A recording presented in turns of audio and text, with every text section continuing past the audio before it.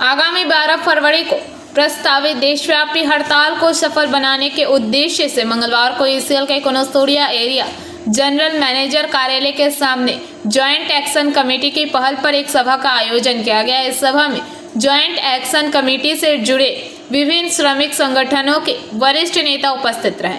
सभा को संबोधित करते हुए वक्ताओं ने 12 फरवरी की हड़ताल के महत्व पर प्रकाश डालते हुए कहा कि यह लड़ाई अब आर पार की लड़ाई बन चुकी है। বেশিরভাগ মানুষ প্রতিদিন গরিব থেকে গরিব কি করব আমরা এই ব্যবস্থা এমনি এমনি হচ্ছে না, ইচ্ছাকৃতভাবে হচ্ছে। বেসরকারীকরণ হচ্ছে। কয়লা ক্ষেত্রে এনডিও মোদি কয়লা খনি কৌশল করে বেসরকারীকরণ করছে। রেভিনিউ শেয়ারিং এর মধ্য দিয়ে আমাদের বেসরকারীকরণ হচ্ছে।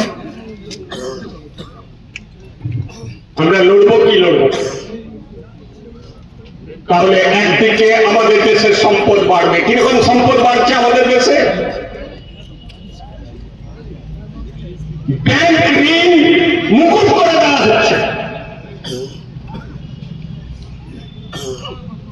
বিদেশে চলে যাচ্ছে, সেই ঋণ আমাদের দেশে আসবে না।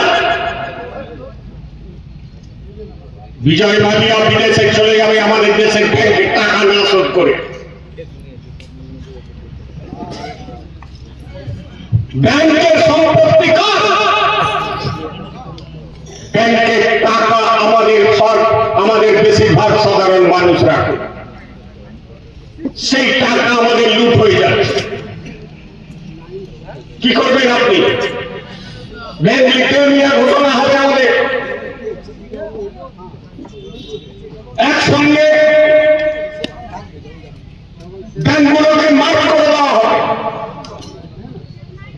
আমাদের দেশের কোষাগার থেকে পুঁজিপতিদের ভর্তুকি দেওয়া হচ্ছে। Bureau report PVTV news.